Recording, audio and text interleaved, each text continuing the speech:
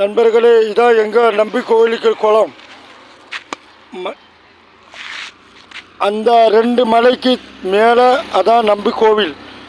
இங்கேருந்து நடந்து போனால் 3 மணி நேரம் ஆகும். இது மலையிலேருந்து தண்ணி வந்திருக்கு. இதுதான் எங்கள் ஊருக்கு பெரிய குளம்.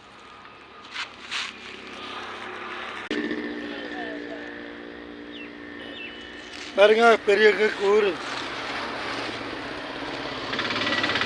இங்கே தான் எல்லா குளத்தில் குளிப்பாங்க எல்லோரும்.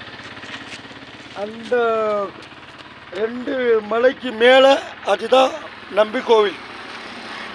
இங்கேருந்து பைக்கு போவோம். அதுக்கு மேலே ஒரு 3 மணி நேரம் நடக்கணும்.